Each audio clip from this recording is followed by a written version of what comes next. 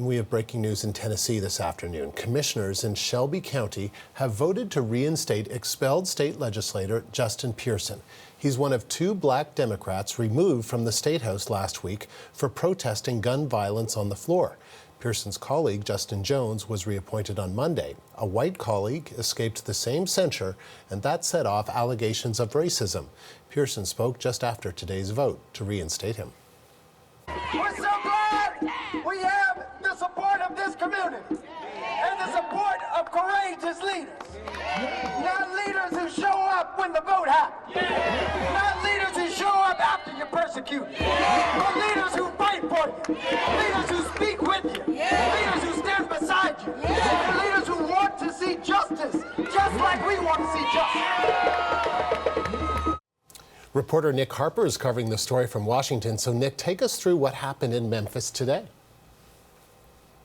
Andrew, it's been quite an incredible week in politics in Tennessee this week, a week in which much of the United States has focused its attention on what's been happening with two Democratic lawmakers who were expelled last Thursday. Justin Pearson was one of them. He, along with Justin Jones, decided to lead a protest inside the state capitol building. Now, they were protesting against gun laws in the state of Tennessee. They say that they needed tightening. That was off the back of a mass shooting in the city of Nashville, a shooting at an elementary school where 6 people died.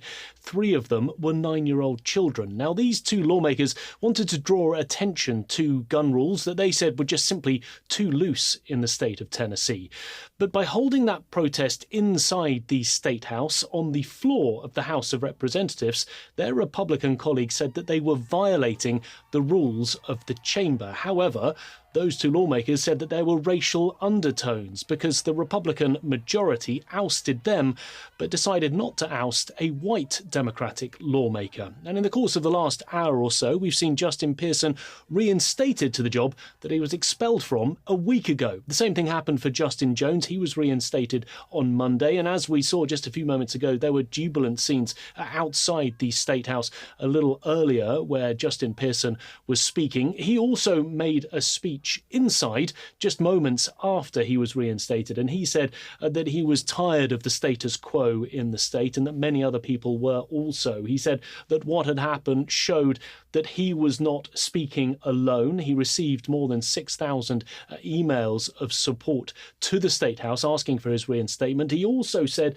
that there was a message that he had for all the people who decided to expel him. He said, "You cannot expel hope, you cannot expel justice, you cannot expel our voice, and you cannot expel our fight." So those two lawmakers who had been expelled have now been reinstated. However, no change to the gun laws in the state, those gun laws, of course, that they were protesting in the first place. Okay, so what's next in this process? How does it work?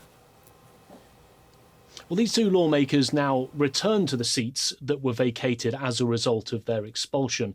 But under the rules of the state, they are only interim lawmakers. So they're only holding those seats for a temporary amount of time.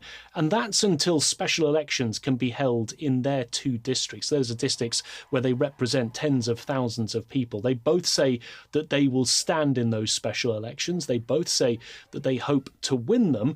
But even if they are to, those reinstatements, those special elections will only be temporary. Another election will need to be held next year in about 18 months' time, November 2024. And that would be an opportunity for them to try and retake a full term in those seats. So a huge debacle. It's caused a tremendous shift in politics in the state of Tennessee. And the end result, of course, is those two lawmakers are back in the seats that they held before they were expelled. Nick, thank you. That's reporter Nick Harper in Washington.